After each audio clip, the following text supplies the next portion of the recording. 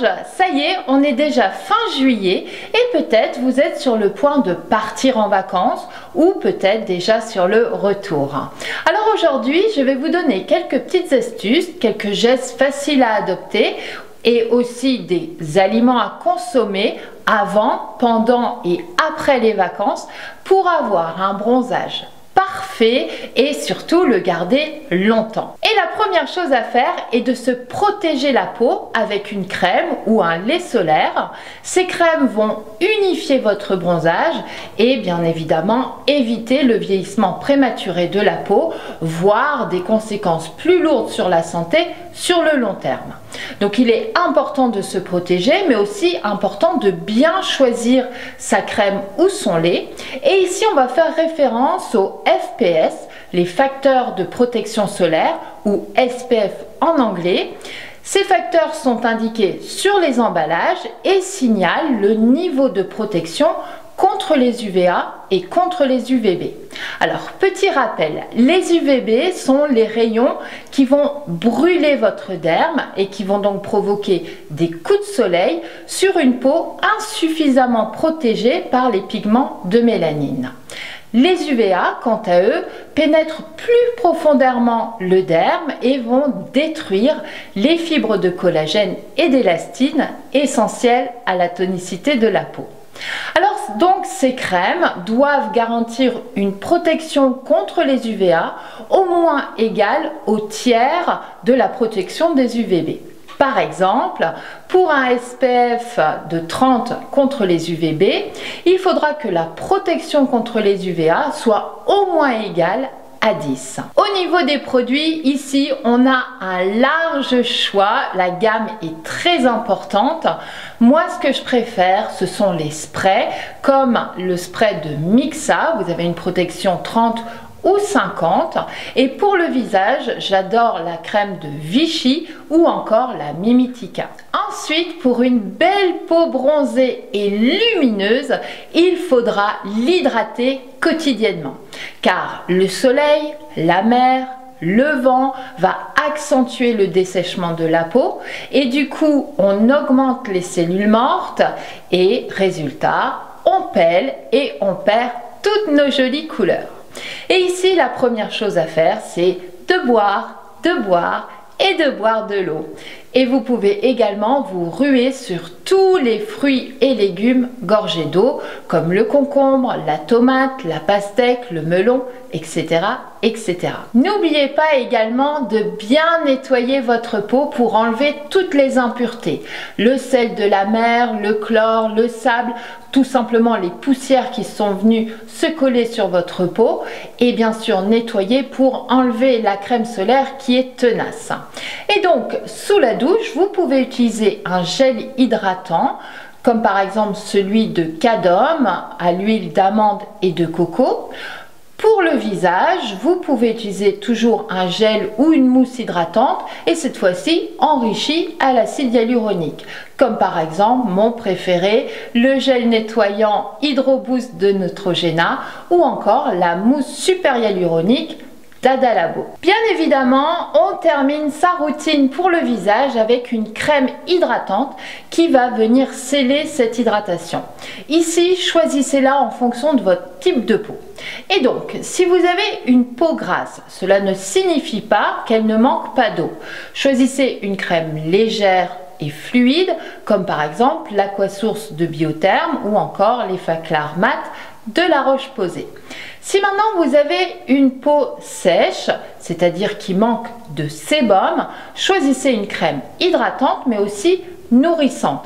Alors attention ici, mettez de côté vos crèmes très riches de l'hiver car elles risquent d'obstruer vos pores et la transpiration ne pourra pas s'échapper. Donc ici vous avez par exemple la Nutrilogie de Vichy ou encore le lait hydratant de CeraVe. Si maintenant vous avez une peau normale, ni trop sèche ni trop grasse, il faudra quand même l'hydrater pour prévenir un éventuel dessèchement.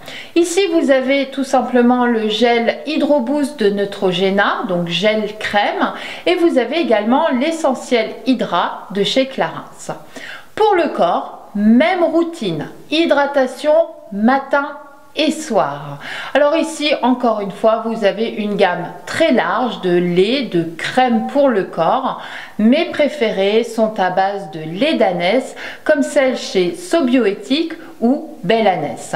Si maintenant vous voulez un peu plus de fermeté, vous avez le lait hydratant et fermeté de chez Nivea. Enfin, pour prolonger votre bronzage, vous pouvez mettre dans votre crème ou votre lait hydratant quelques gouttes d'huile de carotte.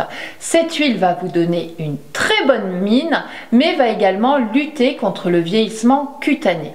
Vous pouvez utiliser cette huile de carotte sur vos cheveux s'ils sont secs ou abîmés. Souvent, après les vacances, il faut faire de bons soins pour les cheveux. À côté de ces soins quotidiens, vous pouvez également faire 1 à 2 fois par semaine des masques hydratants. Ici, mon préféré, c'est le masque Hydraface Intense de La Roche-Posay. Vous appliquez une bonne couche sur le visage, vous laissez votre peau boire le produit et ensuite avec un petit coton, vous enlevez l'excédent. Autre astuce, le gommage de la peau qui est une étape cruciale en été. En effet, le gommage va stimuler le renouvellement cellulaire, va également débarrasser la peau de toutes les impuretés qui sont responsables de ce bronzage peu uniforme. Et contrairement aux idées reçues, le gommage n'efface pas le bronzage. La seule chose à savoir, c'est à quel rythme devons-nous exfolier notre peau. Et donc, avant de partir, il faut préparer sa peau et vous pouvez donc faire un gommage corporel 1 à 2 fois par semaine et 1 fois pour le visage. Ensuite, pendant les vacances, au moment où vous allez vous exposer au soleil, mieux vaut ne pas exfolier sa peau car ici la peau pour se protéger s'épaissit et donc il ne faut pas la contrarier. En revanche, au retour des vacances, pour avoir un bronzage lumineux, vous pouvez faire un gommage tous les 3 jours avec un produit à grains ou tout simplement une brosse. Toujours au niveau des cosmétiques, vous pouvez également utiliser des crèmes ou des laits qu'on appelle prolongateurs de bronzage. Alors ici, ce n'est pas que du marketing. En effet, leurs formules contiennent des actifs qui vont stimuler les mélanocytes qui travaillent à plein régime pendant les vacances quand vous allez vous exposer au soleil et qui sont donc dans les starting blocks pour continuer à votre tour à synthétiser de la mélanine. Au niveau de l'alimentation, maintenant, il faudra consommer des aliments riches en provitamine A et notamment en bêta-carotène que le corps va ensuite transformer en vitamine A. Et donc ces deux vitamines, provitamine A et vitamine A, vont permettre au corps de fixer la lumière du soleil et stimuler la mélanine. Du coup, votre bronzage sera naturel, uniforme, doré, parfait quoi. Alors, où trouve-t-on les aliments riches en provitamine A? Bien évidemment dans les carottes, les fruits oranges, les fruits exotiques qui vont permettre un bronzage mat. Vous allez également en trouver dans les tomates, les poivrons, les brocolis, les courgettes, les épinards pour un bronzage parfait. Bien évidemment, pour bénéficier au maximum de cette provitamine, mieux vaut consommer ces fruits et légumes crus. Pour la vitamine A, vous allez en trouver dans les œufs qui vont agir comme un accélérateur de bronzage. Bien évidemment, vous allez trouver cette vitamine dans tous les produits laitiers qui vous donneront bonne mine. N'oubliez pas également de consommer des aliments riches en vitamine E, comme toutes les huiles végétales, les graines de sésame ou encore les graines de tournesol, qui vont apporter à votre peau une meilleure protection contre les UV et contre le dessèchement. Enfin, pour un bronzage parfait, tout en limitant les risques de vieillissement prématuré de la peau, mangez des fruits de mer. Et voilà quelques petites astuces pour se sentir belle et beau pendant plusieurs mois. Parce que c'est vrai, il faut se le dire, quand on est bronzé, on se sent mieux dans son corps. Allez, profitez bien, sans oublier de vous protéger et de vous hydrater. Moi, je vous retrouve la semaine prochaine et en attendant, je vous embrasse et à bientôt.